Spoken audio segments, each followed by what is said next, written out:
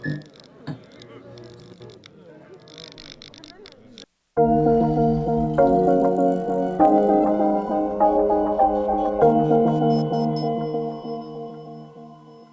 what's up, everybody? Welcome back to yet another episode of People Are Terrible. Joining me here by the way, I'm Jeremy, and joining me as always is Caleb. With a cup of coffee in my favorite coffee mug. Why is that your favorite coffee mug? And this is the weirdest thing. My wife thinks it's bizarre. I want to get all clear coffee mugs because there's something about when I pour the little bit of cream into the coffee, even though this shit looks like a ton of cream because it was very bland coffee. Something about it mixing that is like soothing to me. It's part of my morning ritual, watching the cream mix with the coffee because I'm a crazy person. I'm into it. I think that's why we hit it off so well, if I'm being honest. Yeah, it's because we both do random fucking shit that makes no sense. Couple of crazy people. So, yeah, as always, guys, thank you so much for coming by. Without you, we're just talking to each other, which is great, but it's always nice to have you guys be a part of the conversation. You know the drill. As always, we're going to start things off talking about weird news headlines. Then we're going to move into some Florida Man headlines that are particularly close to home this week. And as always, each of us has brought a topic. I'm going to talk a little bit about Oumuamua. And if you don't know what that is, stick around. That was my tease. And Caleb, you've brought a topic that I want to dive into as well. I brought the topic of Lil Nas X and the country music billboards and him getting pulled and whether or not Lil Nas X is in fact country. So before we get into this, I just, you know who Mac Lethal is? Yeah, I love Mac Lethal. A couple days ago, it was actually earlier this week, I shared a link to like a challenge video that he did. He was going to rap 400 words in under 1 minute. And I was like, oh, that's really cool. So I listened to it and I was like, that's really impressive. I shared it on my Facebook page and I got a little bit of grief for it. Apparently it's racist to rap fast. That's not exactly the case. What he said is that basically this dude was turning hip hop into a novelty, that it had no substance, and that it was kind of racist. So I was kind of wondering, as somebody who used to rap and as two people who love hip hop, what do you think about those statements? So first of all, a lot of hip hop has no substance. A lot of hip hop. Let's put that out there. I've made hip hop with no substance. I've made hip hop with substance. Second of all, this whole cultural appropriation, oh, you can't make this type of music, is utter bullshit. As a dude who, I've said it numerous times, I grew up in the hood. I grew up, what the fuck type of, was I supposed to make country music? You know, was I supposed to, like, it wouldn't have made sense to me. Second of all, I think it's a waste of time to be that upset about it. And I'm going to assume, just because I know how these things unfold, it was probably another white person who was offended by it. It was a white guy. And Mac Lethal is a white guy. Otherwise, you couldn't possibly call him out for being racist, right? But yeah, so it was a white guy. And he basically, when he commented that, it was like he was...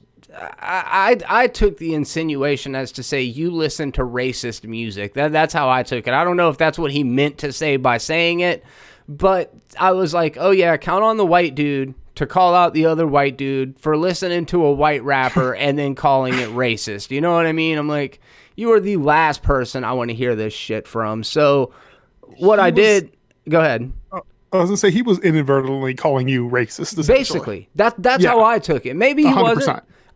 So I contacted friends whose opinion that I actually respect on the matter. I went outside of my little white liberal bubble and friends of mine, people that I spent the weekend actually just yesterday and stuff with, and I was like, hey guys, I had to be sure, like, I don't want to be posting racist shit on the internet. So like, is this racist? Did I do something wrong and I should get rid of this? And they're like, dude, people are just fucking stupid. There is nothing racist about this. I like this guy's channel.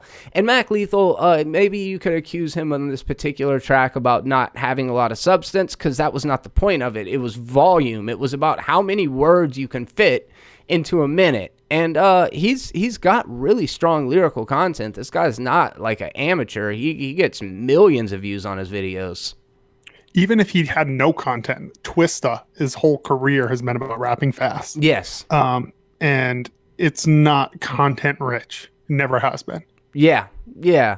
So anyways, you're on blast, sir. You know who I'm talking about. If you're watching this podcast, I love you to death. But come on, when you said, don't you think that it's bad for allyship to not let a white person call out another white person? And I'm like, well, I don't know. I went to my friends to see, and you're living in a bubble, dude. You're fucking living in a bubble. You have no real, you're an ally that doesn't really have any allies. Like, what are you even talking about? But in honor of this episode of the podcast, both Caleb and I have decided to wear our black tees. I like that. It's a good look for both of us, I think. And I got my Make America Great Again in Chinese hat. It's really weird that the Chinese would make a MAGA hat, but that's cool. Yeah, it's a Coca-Cola hat, but I'm telling everyone it's a MAGA hat. And people will most likely believe you in Colorado. They will be like, you scumbag. They'll be like, you're not a good ally. I hate that word. I hate it so much. It's so fucking douchey. First of all, you shouldn't be an ally. Either you're friends with people or you're not friends with people based on who they are as a person. If you view someone as a group and you need to be an ally to the group, you, sir, are yourself racist. Because you're putting everyone in the same group, which no group is a monolith of people. I love that you've brought that point up before. And I mean, you know, you've got a black wife. Both of us have gay friends. Both of us have a plethora of different kinds of people that we're friends with. And I don't identify myself as a quote unquote ally. I don't think that most of these people need me speaking for them.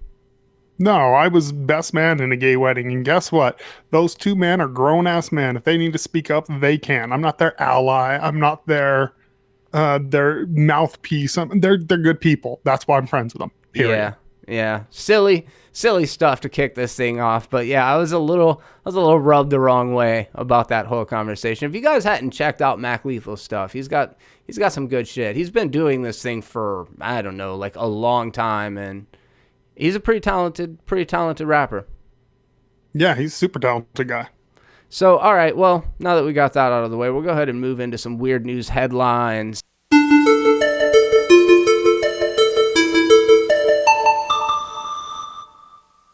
Not a lot this time. We've kind of trimmed it back a little bit just so that we can dive into each of them a little bit deeper. And I really want to save a bit of the time so that at the end we can dive into our topics, because I think we've got a couple of good ones, especially yours, Caleb. This is one that I started reading about this morning, so I'm interested to kind of dive into that. But okay, so my first story is watch a real pastor baptize an anime girl in virtual reality. At some churches, they have like a dress code, right? You know, it's on Sunday you get in your nice dress shirt and your nice slacks. Would someone kind of like not wearing pants like this not be allowed? Or not wearing pants right now in real life. So how long have you been doing baptisms in VR?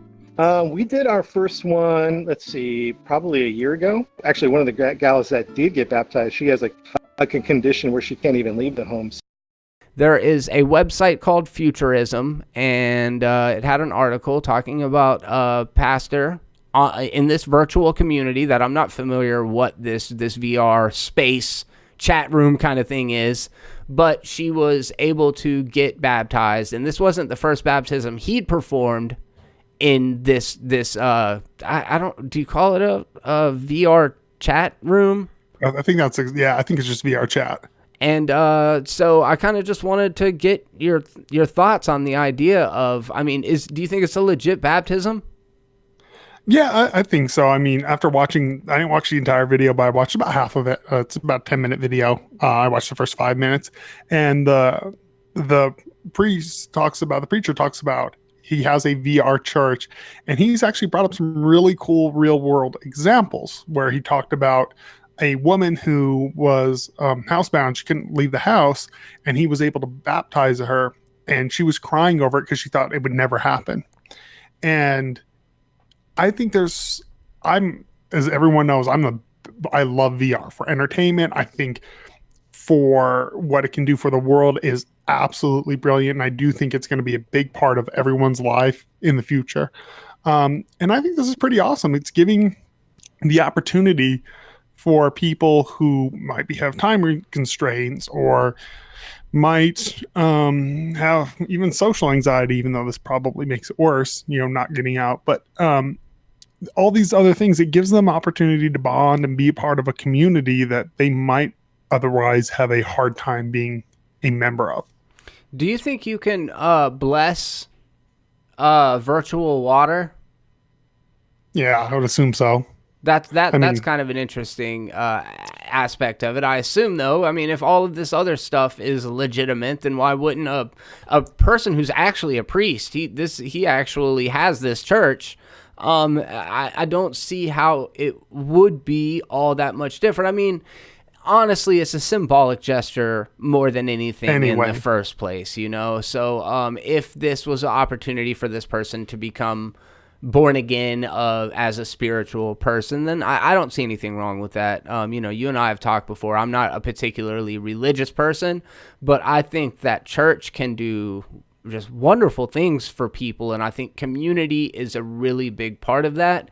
Even if that community is online, even if it is a virtual community, just the ability to be able to connect and to share these kind of experiences with people. But it's pretty funny, like you mentioned in the video, it's like this little pink-haired anime girl, not one of the real fetishy anime girls, might I add, just kind of like church a little, clothes. Yeah, like one of the little younger anime characters.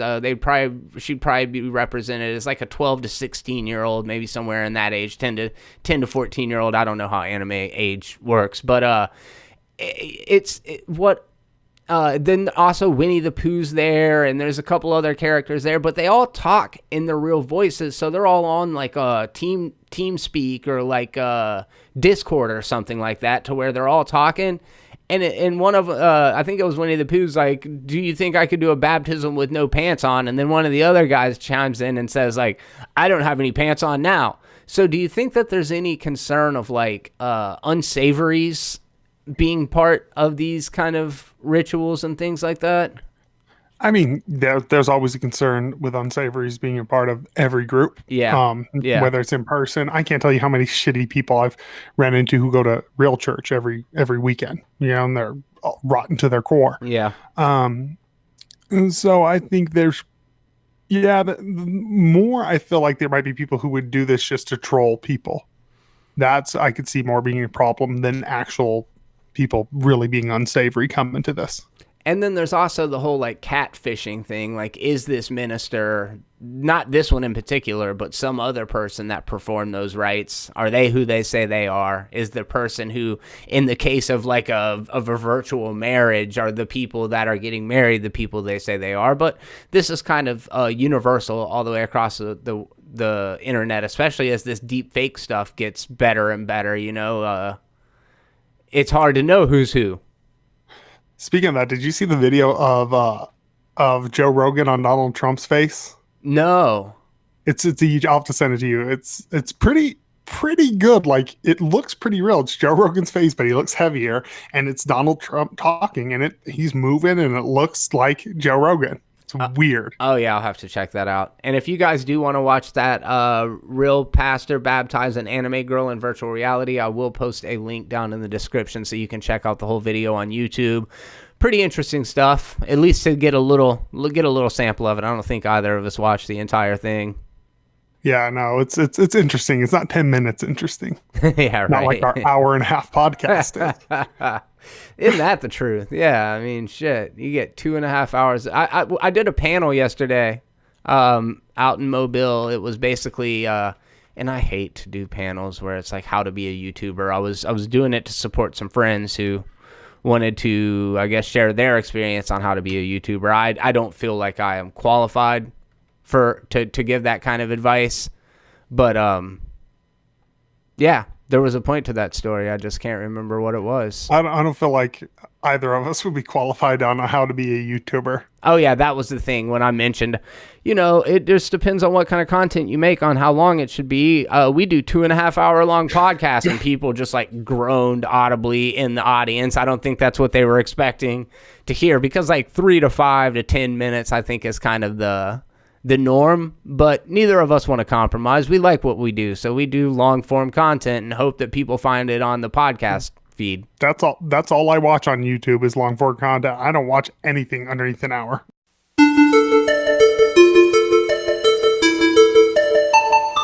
Parents of dead West Point cadet can use his sperm, judge says in recent ruling. There was a West Point cadet who died under tragic circumstances, and apparently he was an organ donor. He had made tapes or video in the past that had indicated that he may indeed want to have children one day, and the grandparents basically pursued a court case to where they could actually obtain his seed to use to raise their own grandchild, biological grandchild. But it kind of opens up a lot of moral and ethical questions about the future of this and about, you know, whether or not this is something that should be done. First of all, when I signed up to be an organ donor, and when you signed up to be an organ donor, did you ever consider the fact that they could potentially use your semen to inseminate somebody later on? No, but would be totally fine with it. If I'm passed on and I can help a family who can't conceive, then awesome. That's better than an organ. I'm giving life. So I think it's pretty awesome. Yeah, when I signed up to be an organ donor, my thoughts were like eyes, livers, lungs, pancreas, so many snacks, so little time. But you know what I'm saying, like actual organs, heart, any of those kind of things, you know, your internal organs, brain. If anybody wanted my Swiss cheese fucking brain, I guess they could have that. It might be able to make a primate more intelligent, but other than that, I think you might want to go with another brain other than mine. But so I don't know, man. It does kind of open up this question though about what kind of rights would the surrogate have? Should they be allowed visitation and stuff like that? That's going to be a hard one because I feel like it would have to be something that you'd have to have legal binding documents before it even happened. Because there's plenty of surrogates out there who want nothing to do, but those are usually different because it's not actually their egg used in it. You know, it's like if it were me and my wife or you and Victoria, it'd be your guys' semen and egg in somebody else. This is actually going to be, I would assume, her egg is the way they're going to do it. Unless they get just do they do like egg donors? Is that a thing? That's a good question. I have no idea. In my mind, it was scenario A that you had just now mentioned is what I would think the most likely scenario would be. I would think so too. And if that is the case, I mean, if it is the maternal mother, like you said, there's going to be a lot of red tape, a lot of like actual conversations that are going to need to be had to go into this and to have it real clear ahead of time. And I'd imagine even clear cut in the beginning, feelings may change for the female because as you incubate a human life inside of you over a period of time, I would imagine that you may potentially grow an attachment to it. So I don't know, maybe if they left it open to negotiations in the future. But I mean, as a grandparent or as a parent who lost a son, I could definitely understand why they would want to do that and to continue the family line. Yeah, like I think I understand why the grandparents want to do it. You know, that maybe was their only opportunity to have grandkids. I do think, depending on the age of the grandparents, though, it could be, you know, pretty selfish because they're going to be the parents, and that kid, the is never going to know their parents. Their grandma and grandma are going to be mom and dad to them. And if they pass and that kid's 10, 12 years old, I don't know, it's a little selfish in my opinion. Yeah, that's a really good point. That's a really good point that I didn't even think about. If they're 80 years old when the child's being born, then that could cause some serious problems for the kid. And I mean, it's just such a unique case. It seems like it would be strange to be the person who grew up, and I don't know how much of the backstory that he would be privy to. I'm pretty sure he would know that his father died and that they used the egg. But this whole like cryo freezing of organs and body parts and all that, it's been around for a long time. People always said like Walt Disney did it with his head back in the day. Did you ever hear that? Yeah, that's just bullshit, isn't it, or is it real? I think it's bullshit. I think it's Yeah, bullshit. I thought. I wonder though, like if there's ever been a circumstance where this has actually happened. It sounds like that this is setting a precedent because the fact that the judge ruled it, I think it must be one of the first times that it's ever happened. And I think it's proper ruling. I think, like I said, I feel like if you're an organ donor that does give enough consent to make it eligible to do. I think the scenario around it's weird though. I think it would be less weird if it were a couple who were looking and they're like, this guy passed on from an accident, but he's a sperm donor. That's different. Oh, yes, I see what you're saying, and that is quite a bit different. You're talking about the custody aspect of it, as opposed to like people that weren't able to conceive maybe naturally. Yeah, I see like that. It's not if like a couple wasn't able to conceive naturally, and this was a way for them to conceive from some guy who's passed on. Like I think that's a no-brainer. Why not? Help them out. It's just weird with the grandparents, and then having to find someone to most likely use their own egg to bring this. It's a bizarre scenario, but I think from a legal standpoint, it probably was ruled properly. Just to kind of drag this out, I had a kind of interesting philosophical question. Like, how much would you be concerned with the history of the donor? Would one sperm be as good as another sperm, or if you found out that the person was a fucking serial rapist, or versus that? This is a nature versus nurture kind of conversation. Do you think that it matters where the seed came from or the sperm?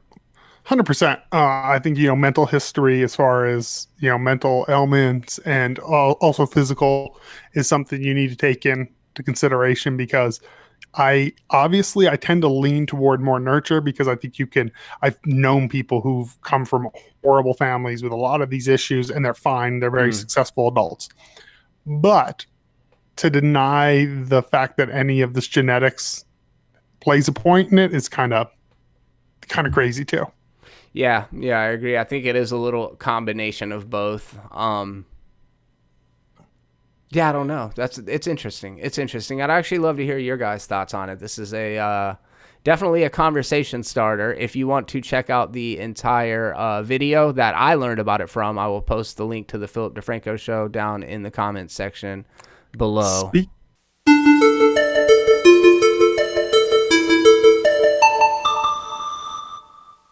Speaking of nature versus nurture, I have one story today that I couldn't resist passing up on. Oh, what do you got going on?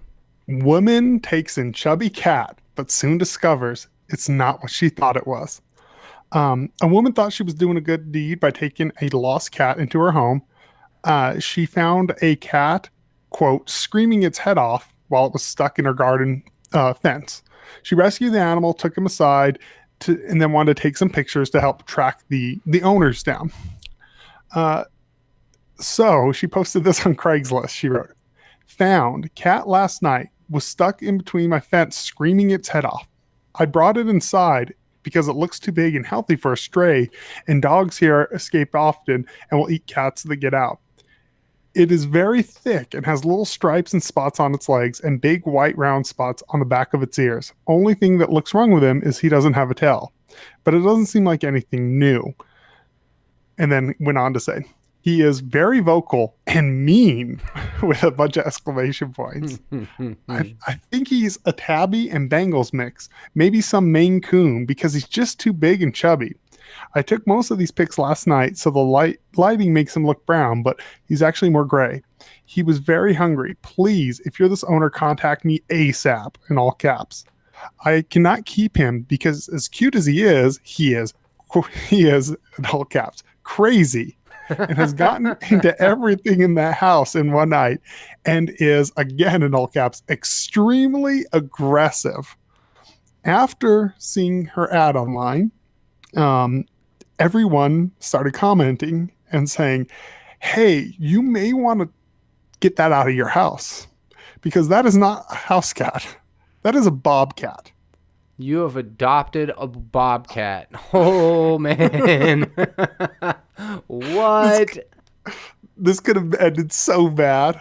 No doubt. And even if it was just a regular ass cat, you're not selling me. You're not selling me. Like, there's a lot of homes that would take in a stray cat or a cat that was found until you start calling it crazy in all cap letters and like, it'll get at you. It's attacked me 6 times. It's very aggressive. What the hell, man? The picture she posted is brilliant. I'm going to hold it up to the screen. You can kind of see. It's this giant cat hanging from a dresser. It's funny that she knew what a Maine Coon was. She knew what a tabby was, but she doesn't know what a fucking bobcat is. That was my thing. It's like, she was like, I'm pretty well versed in cats, but not enough to know what a fucking bobcat is. Does she have other pets? Did it say? It didn't say on there. If she had other pets, she probably doesn't now after having No one night of doubt. this fucking thing in her house. Might want to at least consider getting some rabies shots for the rest of them. Jesus Christ. My thing is so it was tangled up in her fence. You know how if a cat is tangled up in something, how fucking violent they are, and they will freak out and scratch the shit out of you because they freak out. How the hell do you get a bobcat to calm down enough to take its head out of a fence? Do you suppose you can feed a bobcat just regular dry cat food? Yeah, oh yeah, you can feed a bobcat anything. It'll probably feed on your face later that night. That's what I was wondering. Oh, it's so hungry because it's normally tracking down large rodents to just eat the whole things. Yeah, that's what she did. She probably gave it food, and they're like, fuck, this is easier than hunting. And then it was just like freaking out and jumping out and attacking everything in her house. Man, that's wild. I wonder if she was able to pet it. It doesn't sound like it. It doesn't sound like it. I wonder if you got a bobcat as a kitten, you could probably nurture it to be domestic, or you think at some point that cat just the instinct just kicks in. You could probably nurture it to an extent, but I think at some point it's still a wild animal that has not been bred for generations like the house cat has to be calm. And, you know, we talk a little bit about animal attacks, and you, of course, remember a couple months ago, the man, the superhero that murdered that defended himself and killed that cougar while he was on the jogging trail, turned it out to be like a 35-pound cat. If this situation escalated and that lady had to choke out and murder the cat similar to that the dude did to the bobcat, do you think that she would get a chance to go on talk shows and talk about her bravery, or do you think people would be sick of her? So.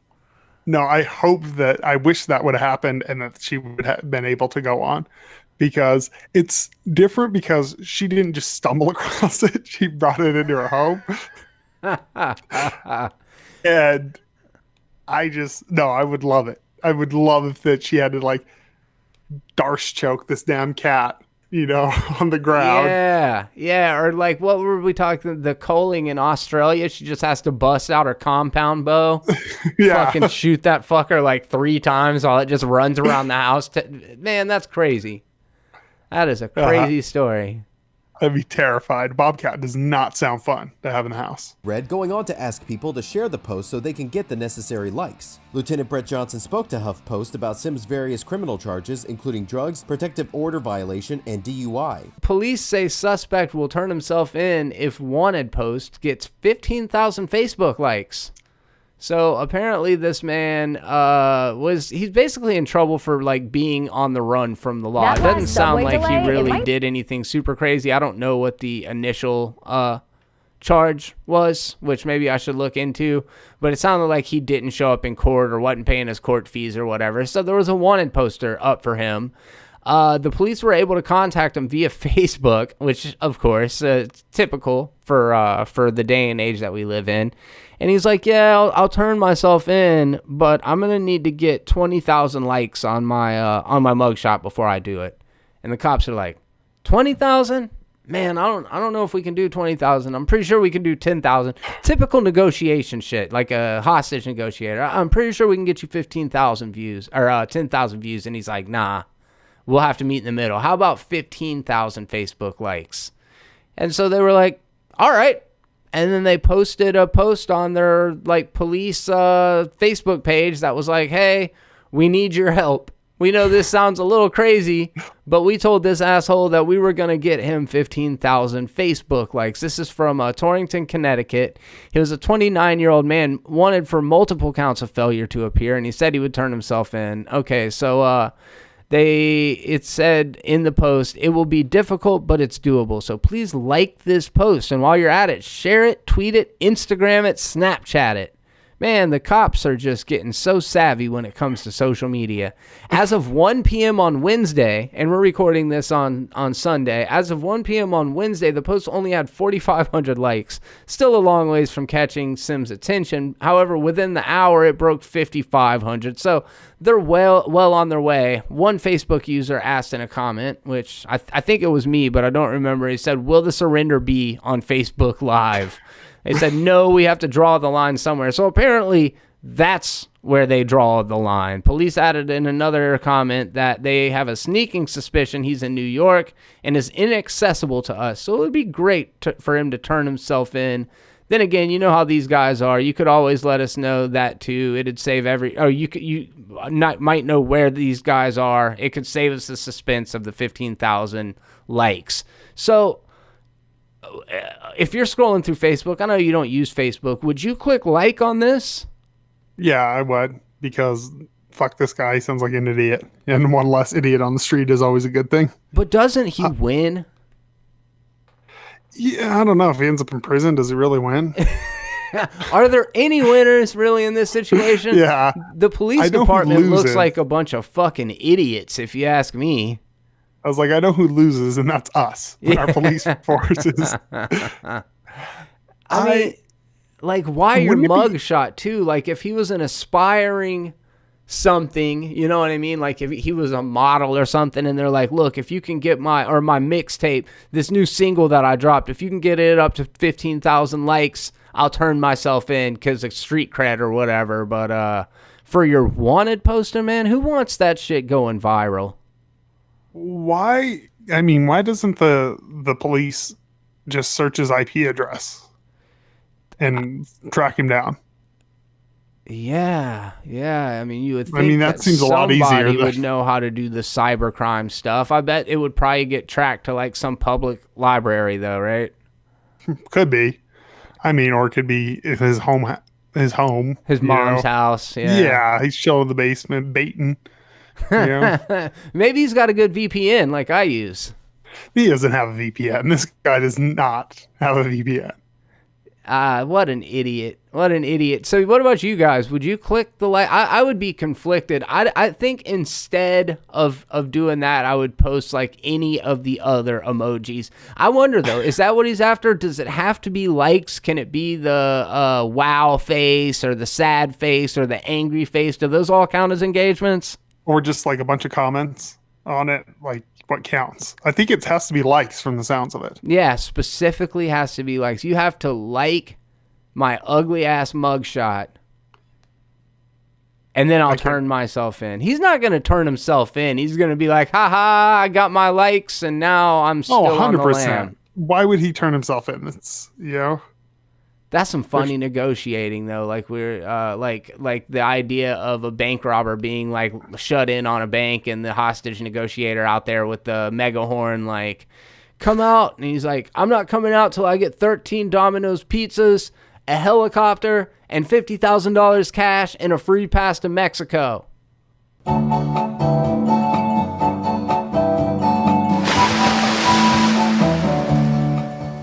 Florida man arrested after crashing wedding. So down in St. Pete, there was a gentleman who decided that he was going to crash a wedding. Not a totally unusual thing to happen. Caleb, you ever crashed a wedding before? I've gone to a wedding reception, crashed it once, but I only stayed for like 5 minutes. I was already in a suit, and it was at this bar, and there was this area, so I just walked right in because I'm like, it was me and my friend. I'm like, we're already in suits. And people asked, I had one person ask how I knew him, and I just threw out a random name like, oh, I know so-and-so, and then just kind of kept moving. It wasn't that exciting, so we left, but that's my only time I've ever done it. I was like 20 at the time. Were you single at the time? Actually, no, I was already married at the time, so I had to have been older than 20. I was probably like 23 or 24. That would be, like on Wedding Crashers, that would be the one thing that I could think of is like trying to slide up in there and like mac on the bridesmaids, which... Well, this one had a buffet, so that's the whole reason we went in, is because it had had a buffet. So we got some buffet food and sat down and had a quick plate and then left. That's good. That's good. Yeah.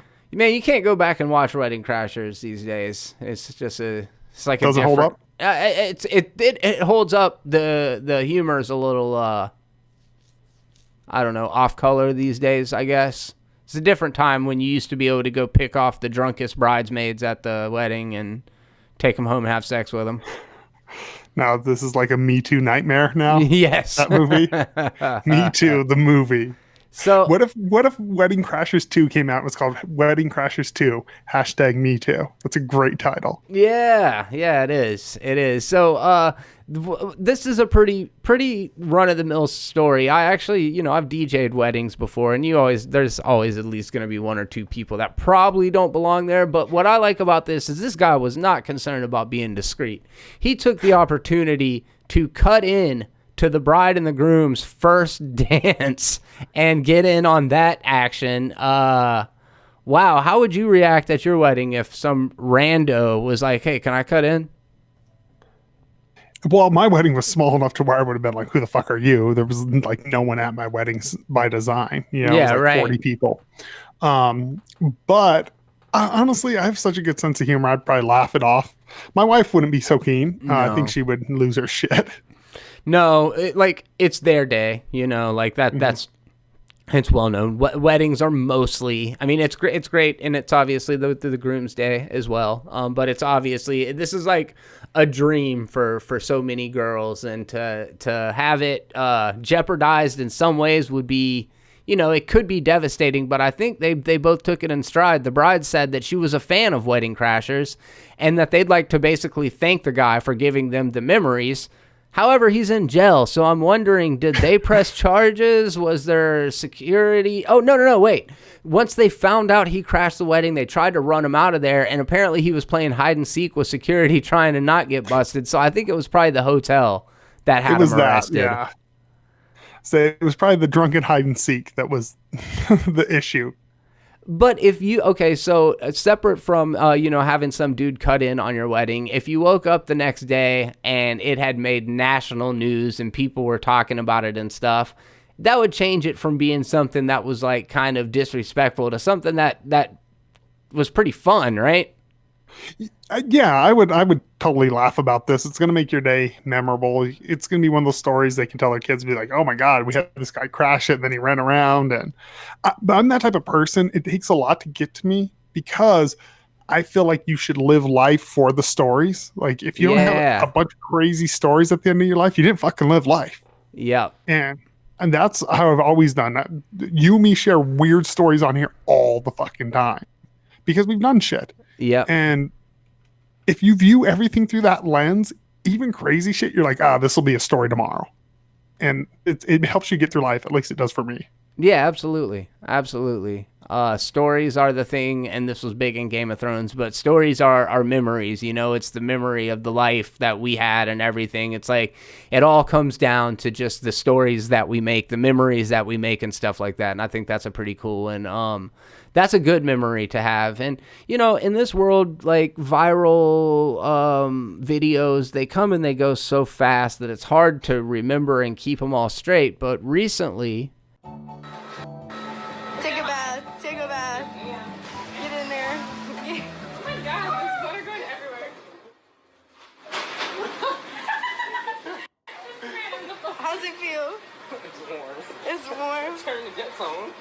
Turn the jets on. Recently in Milton, Florida, Haley Leach has a message for anyone thinking about eating at the Wendy's on Highway 90 in Milton. Don't. She uploaded a recording of a Snapchat video to her Facebook page Tuesday night that shows a man bathing in the restaurant's industrial-sized kitchen sink. The owner of the restaurant didn't identify the man, but confirmed in a statement to the Northwest Florida Daily News that he no longer works at the eatery. "We're taking this incident very seriously, and it's obviously totally unacceptable," the statement said. "This was a prank by a person who no longer works at this restaurant and who clearly did not use good judgment.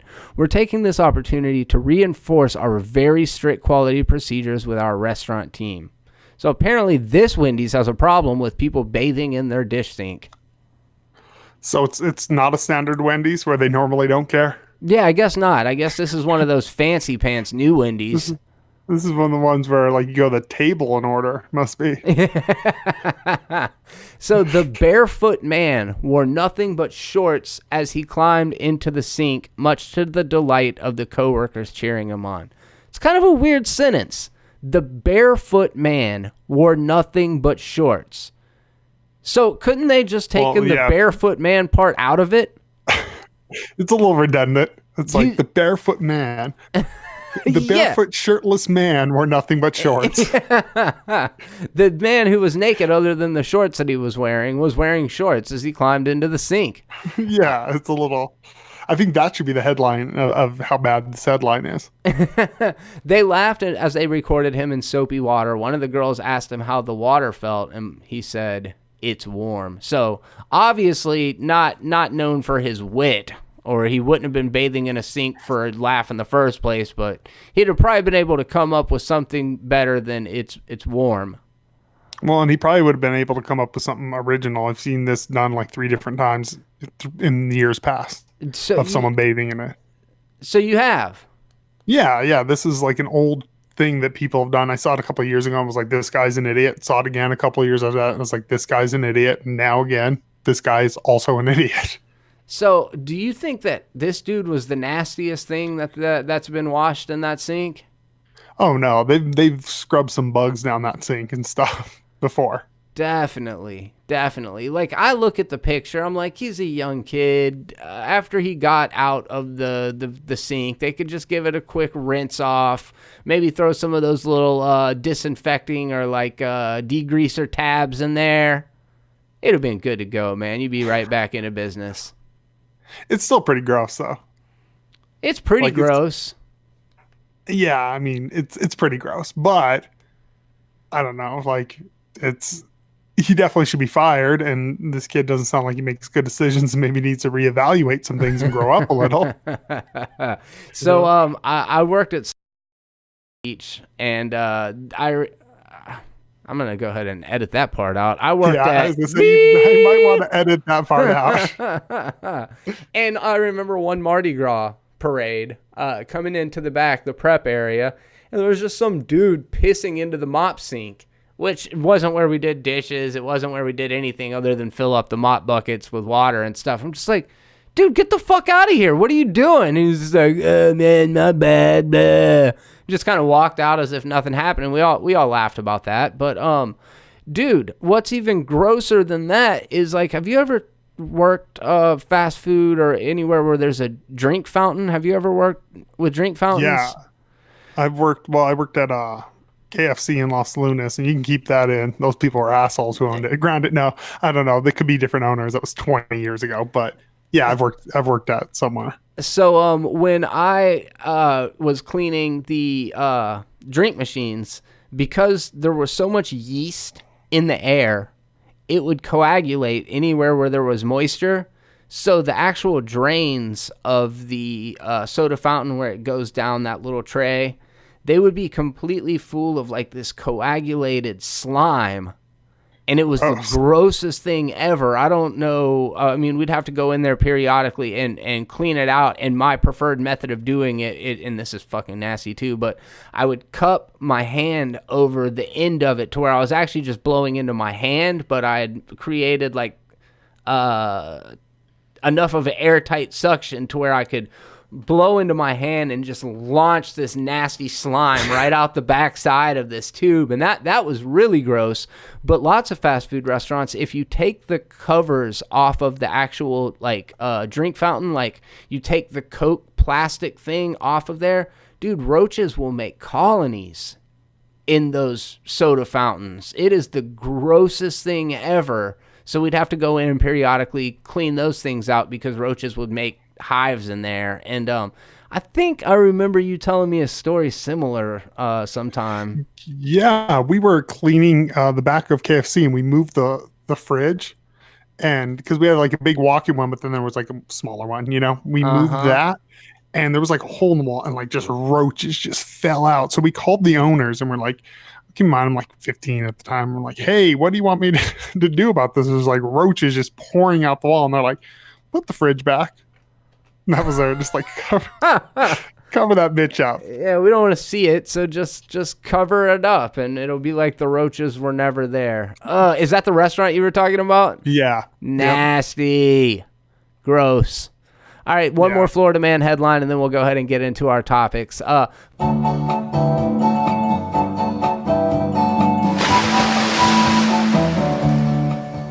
Florida man arrested after posting Facebook video of him breaking in to his girlfriend's house to destroy her cell phones because he was tired of her using it so much. So he used his cell phone to stream Facebook Live of going into her house to crush her cell phone. She had 2 of them.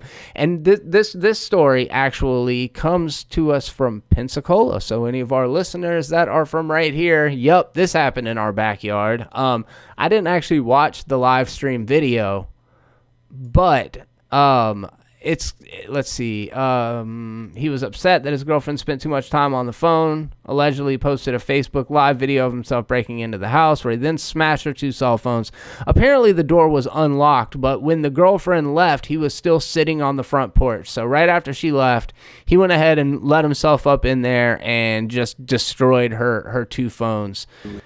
Caleb, why do people have 2 cell phones? I was gonna say, that's my big takeaway from the story. Is not this. Is this bitch a drug dealer?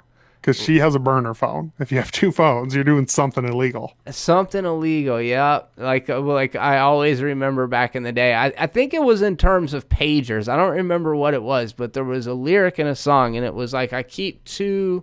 I think it was phones. I keep 2 phones, one for the tweakers, one for the hoes. And it made me think that maybe she was like a cam girl or like had a Snapchat thing, or I don't know. I can only speculate. But yes, the fact that she had 2 phones and was always on both of them makes me think that she had some sort of something going on the side. 100%. I've never met a person on the up and up who has 2 phones. No. Never once. I've never seen it happen, because you're not paying for an extra cell phone bill, especially now. Cell phone bills are expensive, unless you're doing some grimy shit to make some money extra on it. Like, there's just no reason. I'm trying to find these lyrics. Isn't there a new song? I got 2 phones, something in the ringing. That's this girl's jam. Oh yeah. So he broke in because he was sick of her being on the phone? Yes. I mean, I kind of think this guy's a superhero, in my opinion, because I know I get sick of shit as my wife being on the phone all the time. Man, I get so tired of it too. It's so frustrating. It's like, I understand that when we're sitting on the couch watching movies, maybe doesn't seem like quality time to some people. I really do think it is, though. Like, if you're both engaged in a story and you're paying attention to it, it's a shared experience. But Victoria doesn't necessarily see it that way, and she will. She's not always on social media. I don't think she's doing anything sketchy, but I do feel like she's just locked into that thing all the time, and I give her shit about it pretty regularly, and she just kind of like gives me the death glare, like, you don't fucking tell me what to do. You're in there on your computer all the time. She's like, well, that's me. I'll play on my Switch. I can't say anything, but I'll play on my Switch.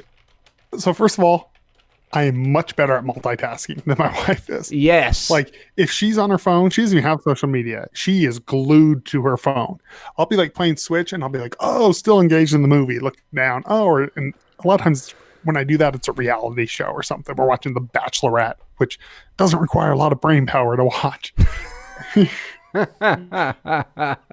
No, so Victoria can't eat and watch TV at the same time. No, she's glued to it. Can't like it's all or nothing. Yeah, 100%. And I heard, aren't women supposed to be better at multitasking? Well, apparently we found the 2 that are not, because I'm sure you've even had this where you're watching something, and we were watching yesterday. We were watching The Ultimate Fighter because I bought the UFC Fight Pass. So I've been catching up on old seasons of Ultimate Fighter. And this dude gets like dropped so crazy. And I could tell she was not paying attention because she's staring at her phone. I go, "Did you see what happened?" She's like, "Oh, yeah, I did." I paused it. I was like, "What happened?" Well, and I was like, "Get off your damn phone." Like, or I always go, are you bored? Do you want to turn this off? It'll even be a show she recommend. She'll be like, "Hey, let's watch this," and we'll put it on. Next thing I know, I'm the only one watching it. I'm like, "What? Well, then let me play a video game or something." You remember C Murder, right? Oh yeah, from No Limit days. Yeah.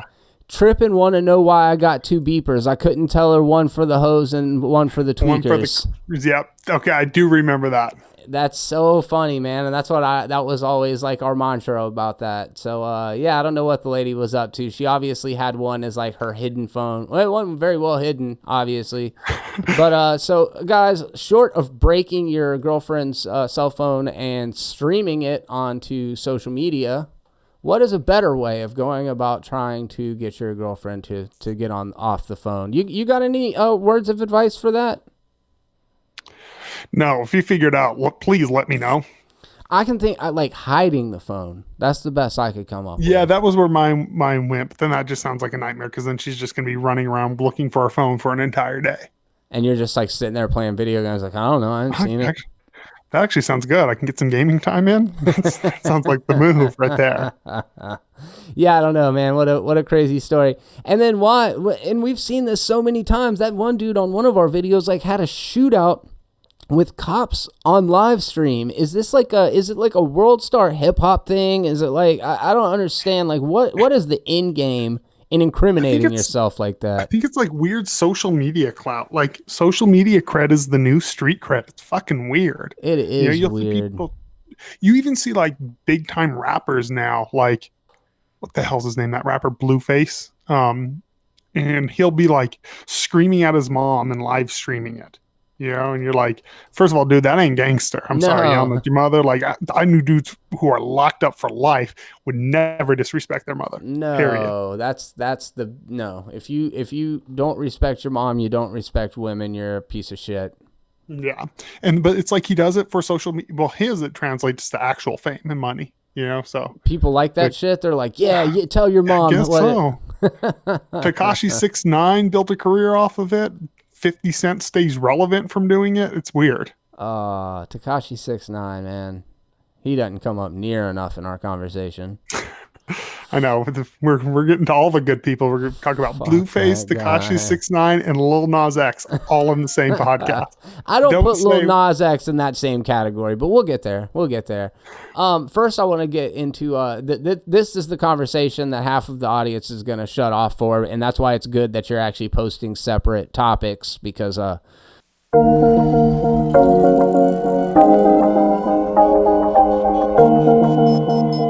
Oumuamua.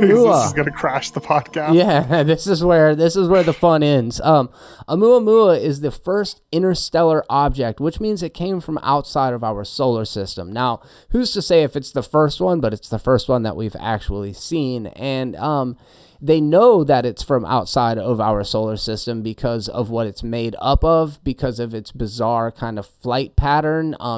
It could potentially be some sort of comet, but it didn't have the trademark tail coming off of it, you know, that most of them that we see are. Some people have even suggested that it's what's called a zombie comet, which means that it's just a looser mass of matter that's just like not held together as tight so that its trajectory would be a little bit different. But there's a lot of theories about this.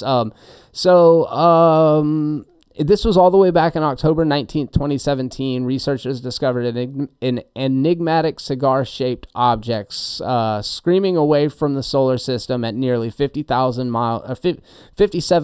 miles per hour. The entity was moving too fast to have originated from our own solar system, traveling on a U-shaped hyperbolic orbit that took it around the sun and sent it back out into interstellar space. So it came, it went in this weird U-shape, and there's a lot of different theories about it. There was actually a report written by he He was either a Yale or a Harvard astrophysicist, and basically went on record to say that it could potentially be like a scout ship, or maybe even a UFO. Obviously, it's a UFO. Nobody knows exactly what it is, but that it could have been a scout ship from intelligent life outside of our planet. When people ask what it was classified as a comet when it was first spotted, but did not produce the large puffy coma that streams behind it. And it led astronomers to second guess themselves. Some argued it was a rocky asteroid, or perhaps even a new class of interstellar object. People have speculated that it is planetesimal, which means it's a chunk of rock normally incorporated into a larger planet that was flung from its native system by gravitational forces, or it might even be a zombie planet, or more precisely, a monstrous, extremely fluffy aggregate of loosely bound dust and grains. As a paper about the idea put it, left behind by a comet that disintegrated as it approached the sun. What do you think, man? What is your thoughts about this thing? I think it's a giant space dildo. Space dildo, you say? Yep, that's where the scientists haven't got yet. No, I actually think it's probably just a space junk or asteroid, something from, I guess, I don't know the proper terminology, but it's just something from another galaxy. It definitely looks rock-like. It doesn't look as opposed to anything man-made, but, well, not man-made, but, it looks very natural, organic to me. Yeah, I agree with you a lot on that. It definitely looks more like a rock than it does something like that we would see from an advanced civilization. Let's see, a jet-driven motion almost makes it sound like a spacecraft that came from another star. Even astronomers have been intrigued by the possibilities, and researchers at the search of extraterrestrial intelligence listen for any potential technological signs leaking from the object, but not once but twice, and both campaigns heard nothing. So they didn't hear any frequencies to make them think, or at least to prove to them that this could be intelligent life. But and you and I have talked about the idea before that we kind of assign our own understanding of life and biology to life outside of ours. Like the reason why grays or little green men look humanoid is because that's what we know. It's what we experience. But then you see a movie like Arrival. And Arrival, the spaceships, they look like these big giant shells. They definitely look organic. And the creatures inside of them are not humanoid at all. They're almost more like these squid creatures. They communicate through spitting ink. And I thought it was a really cool way of showing, especially mainstream audiences, that our perception of what alien life forms look like is very limited. And in actuality, this thing could be loaded down with, bioorganisms, like little tiny, algae, some sort of other life that maybe isn't intelligent, but that is definitely, got life on it. So, I mean, I do believe that the potential is there.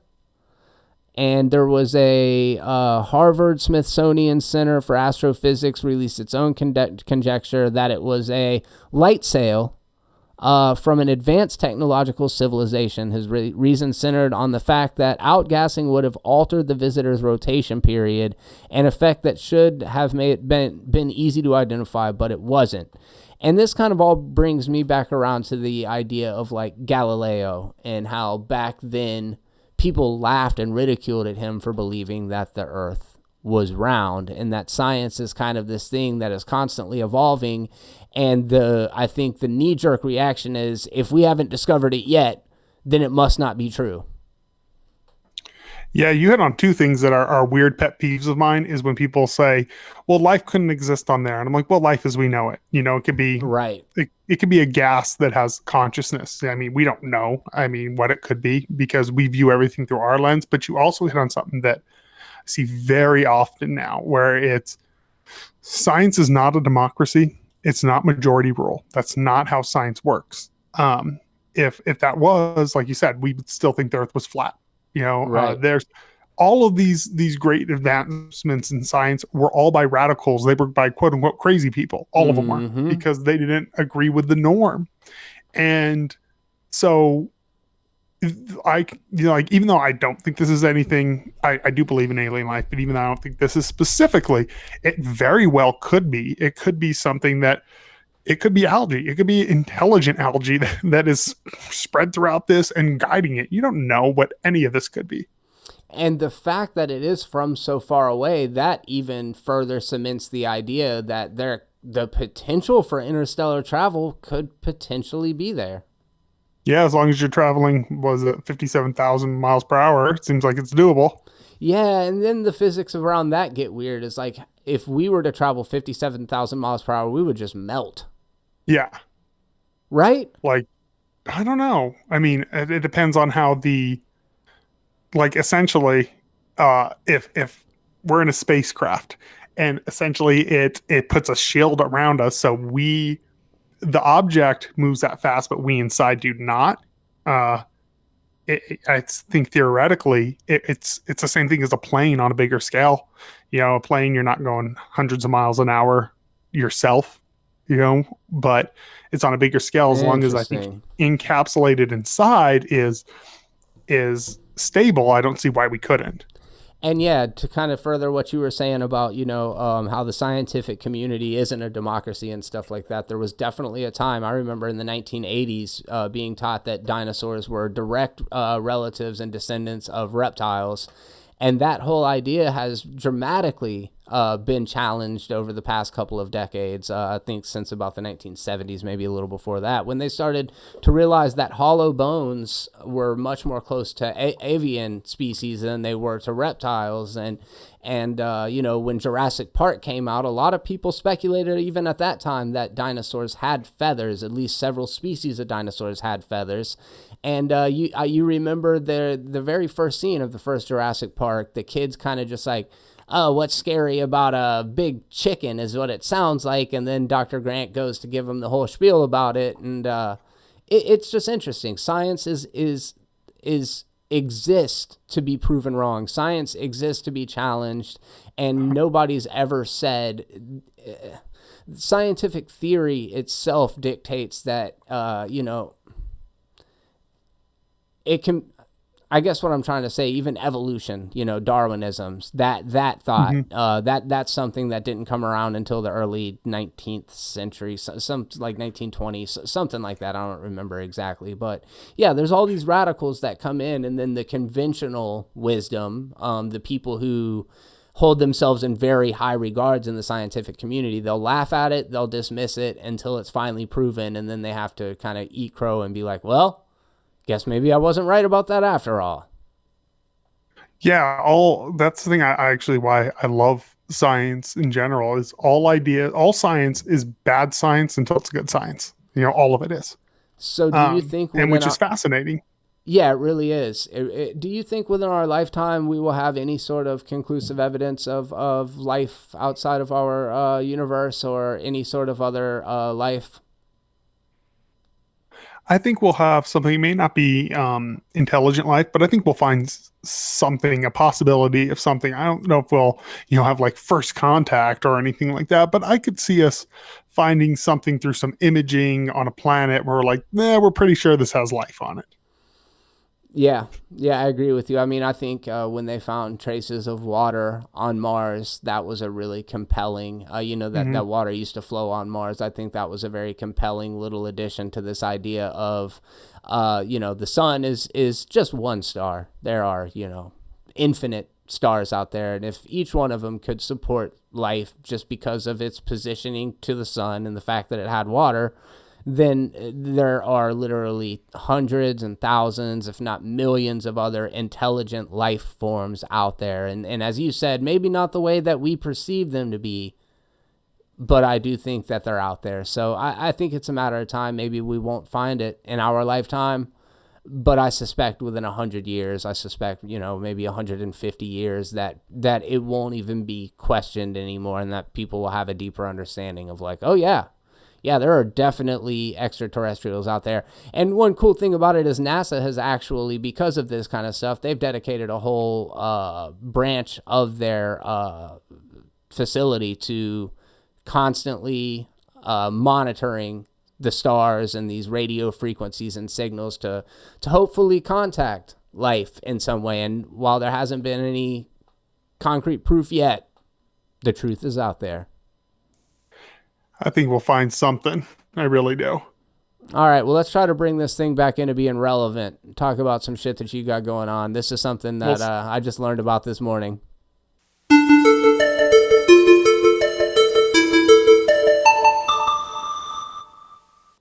Well, there's all the stuff going on, you know, with aliens and stuff, but the real question for our time is Lil Nas X country? So, if you're not or familiar an alien with even. Or a country western alien, you have no idea. No, so there's this, the latest thing is the song Old Town Road, which I'm sure we've all heard whether we want to or not at this point. Do you like the song? I absolutely hate that song. Okay. Everything about it. Okay. And how about you? Well, I love 9 Inch Nails. Absolutely love 9 Inch Nails, and that's where the sample came from, is off a track called On the Ghost album. Okay. So my buddy Shane, he's like, dude, have you heard this new Old Town Road song? It's got a sample from 9 Inch Nails on it. And I put it on, and I was listening to it, and I'm like, man, this chorus is pretty good. And then the second that Lil Nas came in, it ruined it for me. So there's I'll highly recommend, I'll shoot you a link, Mercules. His version of it is dope. Oh, yeah? Like, it's great. Yeah. But so what happened was apparently he made it to the top 10 on, I might even been number 1. I don't know where he fell on it, when the country music Billboard. And then they came out and they're like, this song isn't country.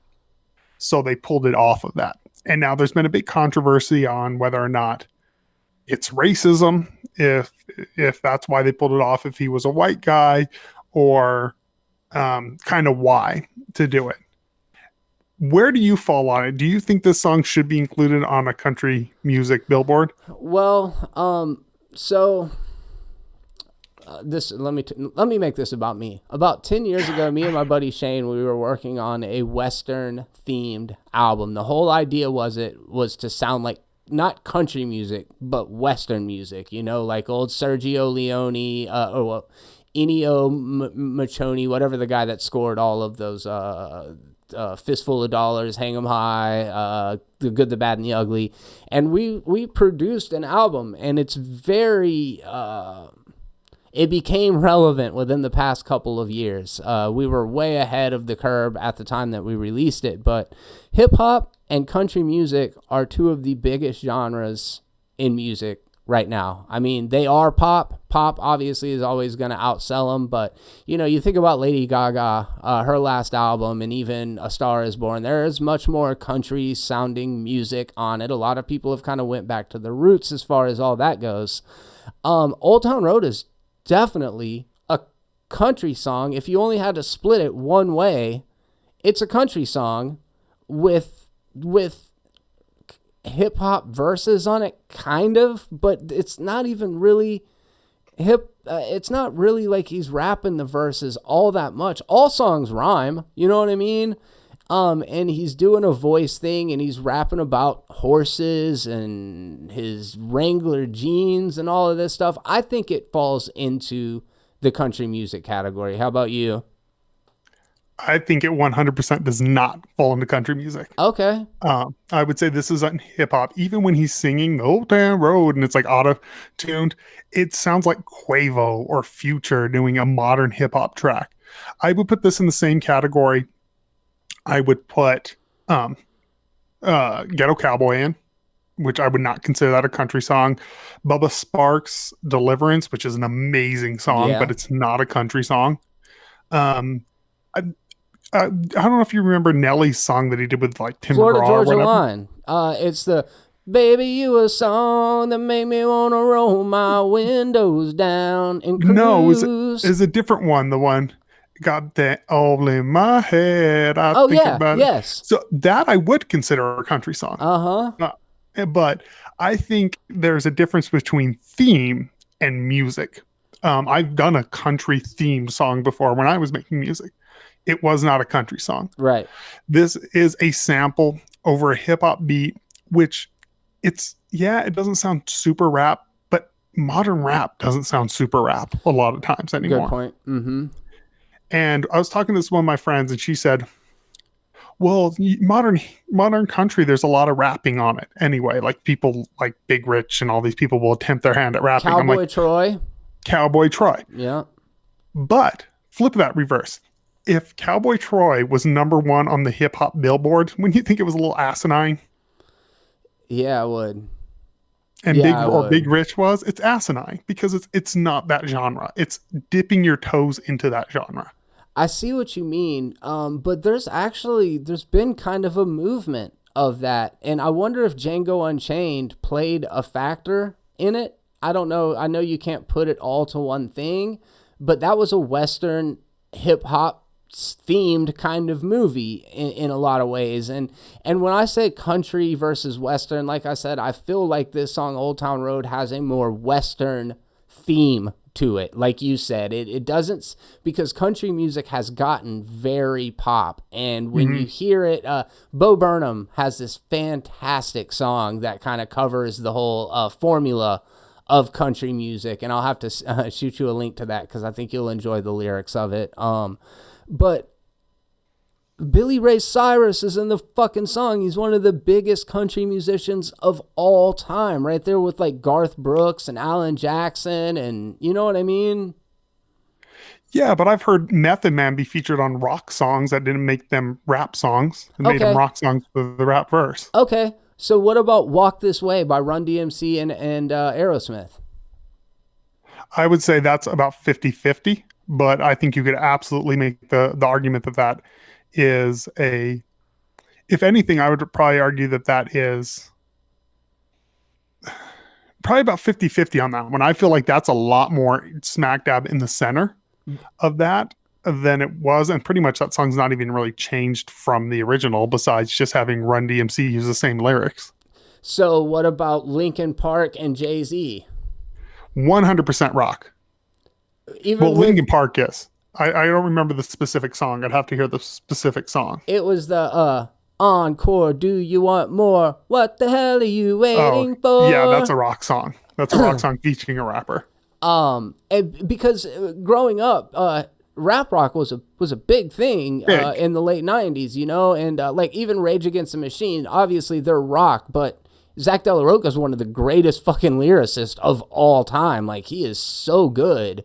And talk about content and actually having things to say. Like, his shit was good, but it's still firmly in the hard rock category. But that's the thing. Even people like Kid Rock. Kid Rock is like kind of this mishmash of country and rap and rock. And it comes into that kind of conversation as like Shaun of the Dead. Is Shaun of the Dead a horror or a comedy? Yeah. And does it have to be one or the other? No. Okay, but let's bring it in that conversation. Would you say, like, I'm not this, but if like Shaun of the Dead won best horror film in a year, I would find that bizarre. Would you find? Yeah. You know? Yeah, I because do. If you step too far out of the genre, it's weird. And plus, I know people who listen to Old Town Road. None of them are people who are into country. It's all hip hop people who listen to Old Town Road. I've never met. Yeah, no one listens to that. It plays on all the hip hop stations. I never hear it on.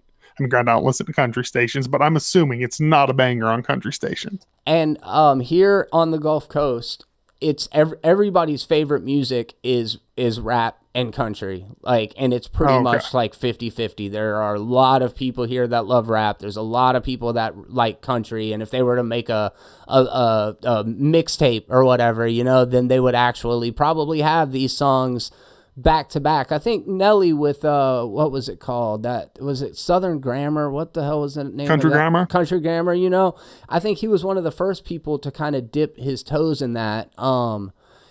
This new song though, I kind of like it. I didn't like it at first. I just don't like that he does that.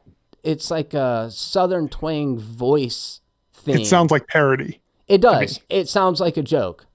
And that's what my like, buddy Shane said. He's like, it's not meant to be taken seriously in that way. And if that's the case, then it's not really country music, because country music's typically pretty earnest, you know?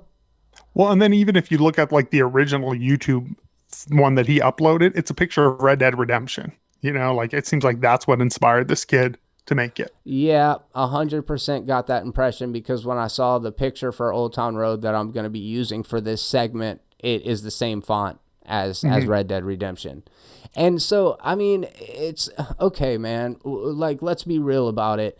Elvis Presley got in trouble for appropriating black culture for years and years and years. I mean, we talked about hip hop at the beginning of this conversation. Both of us, huge hip hop heads. Is that appropriation? And if it is or it isn't, why shouldn't he be able to take something that is traditionally seen as a white kind of synonymously white American thing and put his own spin on it and use it? Well, I think he 100% should. First of all, there is the Wrangler outcry. That's what I wanted you to bring that up also. Man, which apparently white people are mad at this kid because the Wrangler's doing a collab and they're calling it cowboy cultural appropriation. Get the fuck out of here. You know, it's like, it's too much. But this kid absolutely should be able to take it and put a spin on it. And I think he should be on the pop charts 100%. But I also understand their decision to be like, well, this really isn't country. It's like a pop country rap hybrid, but it's not country. There was that time when supposedly Tommy Hilfiger said that he didn't want black people wearing his clothes, which was also bullshit. Like, that never exactly happened that way. And this whole Wranglers thing, people being outraged, it's like, look, dude, if you don't ride a horse and you don't have a farm and you wear a cowboy hat, you're fucking appropriating country culture. 100%. You know what I mean?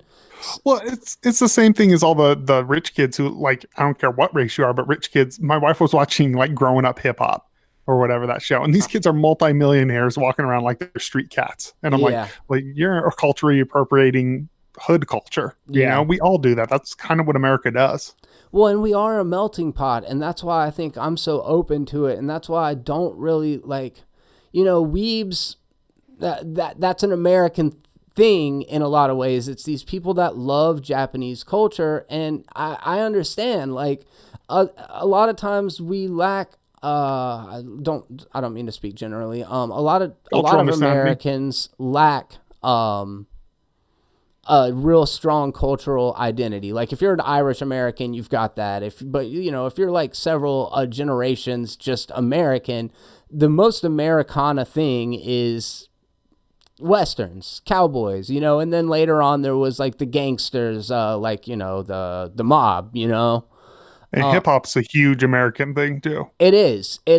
And then when you listen to rappers and they like look at Lucky Luciano and a lot of these really well-known American gangsters, and they Scarface, you know, like, even if it's pop culture stuff, they've used that kind of stuff in especially like Master P, The Last Don, you know, like they used a lot of that kind of like recalling of the Prohibition era gangsters and stuff like that. So I say we should all be able to borrow from each other liberally and embrace it as part of all of our culture.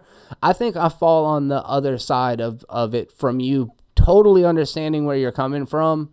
I do feel like there's enough country in it to put it on the country music charts. I agree about all of us borrowing. I hear that song and I don't hear a country song. I hear a hip hop song with a country theme. That's what I hear when I listen to it. So if we took Lil Nas X out of the song, what do you have? Well, it's still a very, very hip hop beat. I mean, with the bass drums and everything in it, the kick drums, it's very, very hip hop. And because there is a version without Billy Ray Cyrus, you know. I didn't know that. Yeah, that's the first version. And that's the remix with Billy Ray Cyrus. So if you take Billy Ray Cyrus off it, which is what the original song is, I definitely even more fall inside, because you hear that auto-tune hooked, and that's modern hip hop. That is not like country to me at all. Yeah, I don't hear it in there. I literally put this in the same time as you better count your money, boy, with the ghetto cowboy thing. Yeah, You know, I was like- trying to come up with more examples of. There's not a lot. The only ones I can think of are hip hop, and even like I said, that Nelly, it's all in my head. I actually consider that a country song more than a hip hop song. Yes, definitely, and I Like that- understand why for sure. And there's no Western theme, because I think a lot of times people get themes and genre mixed up. Like it's the Aliens debate. The Alien film is a horror film with an alien theme, with a sci-fi theme. Sure. And I feel like this is kind of in that category. This is more of a hip hop pop song with a Western theme, not necessarily a hip not necessarily a Western song with some hip hop in it, you know? Like, and I feel like that's the difference for me. And I think it kind of depends on where you fall on the view of the theme versus the song itself. Now, if you took out the lyrics of Old Town Road and it was talking about, sounded exactly the same, but he's talking about, you know, cars and guns and women, would it still be a Western song? Right. Like, to me, it wouldn't. And that's the only thing that makes it country is the theme to me. Yeah, I'm sitting here scrolling down the list here, and there really aren't a bunch of like There's not a lot. good examples of it. No. Yeah, it's interesting. I don't think Old Town Road's a good example of it either, to be completely honest. And I think looking down this list, I think my favorite one is that Florida Georgia Line and Nelly song. I think that one was actually a pretty good mix of the two of them. Not a song I'll ride out to or anything like that, but you know. Yeah, I'm not a big Lil Nas fan. I'm definitely not a big country fan. And I think anyone who's offended by the Wrangler thing is a fucking moron. And that, to me, that does seem racist. That part of it does seem racist, where they're like boycotting Wrangler because they're working with this kid. I'm like, he says Wrangler in the song. Why would they not do it? Yeah.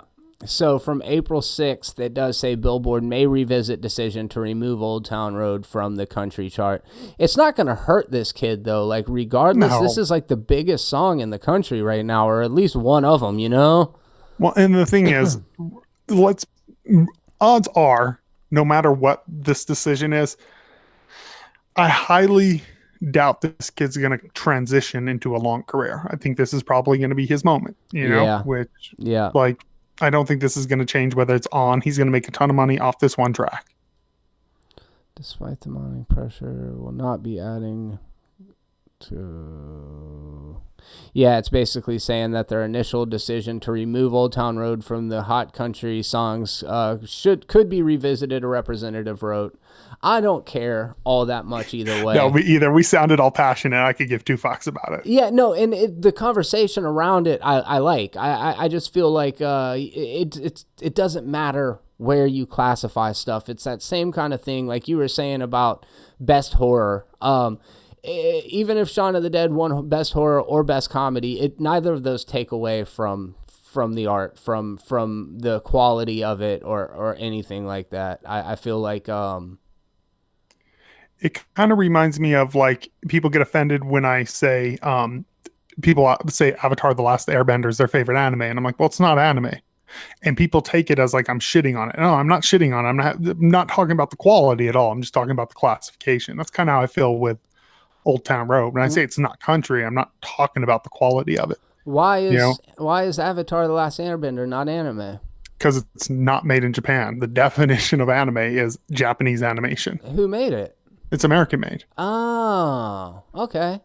But it's anime themed. It's anime inspired. So it's like saying the Boondocks is animated or something. Yeah, exactly. The anime. Boondocks not anime. It's Right. anime inspired with an anime art style, Right. which is awesome. It's a cool melting pot, which I think is great. Yeah. You know, cross pollination is awesome. I'm one of those people who's all for it. I just think sometimes when you say something about the classifications, people think it's a loaded statement about the quality, and that's never my intentions. Like Avatar: Last Airbender isn't anime, but that's not saying anything about the show and its quality. You know, neither is the original X-Men animated series, and it's phenomenal. So, do you think that the reason why they pulled it from the Billboard charts was because of backlash, or did they just make the decision at an executive level? They probably just made the decision. They're like, why is this song on here? This isn't a country song. But if it gets to number fucking 10 on the country western Billboard music charts, then who's to say if it's that same audience listening to it? So how do they determine that? Like, is it sales versus what genre it's classified under? That's a real good question. Because I think that's all it is. It's just sales. It's just sales, whether it's in pop or whatever. I don't know how that works. Yeah, that's a really good question. I would have to look into that. I guess it's how they categorize it, first of all, and then sales, like you said. Like I guess that's probably the best answer. So that's what I'm saying. The only reason it's up that high is because they categorized it under there. If they categorized it under hip hop and it was number 4, does that mean it's hip hop? Like, it's all arbitrary at the end of the day. Well, that's kind of our thoughts on that, you guys. But this is the part of the conversation that we open up to you. We would love to hear your thoughts on this. What do you think about the song Old Town Road in the first place? And then all of the controversy surrounding it. If you want to weigh in on our conversation about Oumuamua, the interstellar object that was flying through space a couple years back that for some reason just now resurfaced in the news, let us know about that. And any of the other discussions that you want to weigh in on, we always love to hear from you guys. Caleb, what you think, man? I think definitely go check out Mercules Old Town Road for everyone out there, because it's awesome. We're going to post a couple links down in the description. I remember there was a couple things I was talking about that I wanted you guys to check out. Oh, that Bo Burnham song, for sure. All right, but yeah, until next week, it's been a pleasure, and we hope you guys enjoyed the show. If you have any suggestions for topics that you want to hear us discuss, go ahead and leave that in the comment section. Caleb, man, how did you... That was pretty nice to get a compliment about our hair the other day, wasn't it? Ooh, I know. Mine, I think you have the nicer hair. See, I beg to differ. The only thing that's good about mine is I got the jet black hair, which is nice. I got that, I like my jet black hair. Everyone thinks I'm Italian, though. I got my silver fox going on. Silver fox. You're like a straight Anderson Cooper. All right. Thank you, guys. And until next time, and on behalf of both of us, be terrible.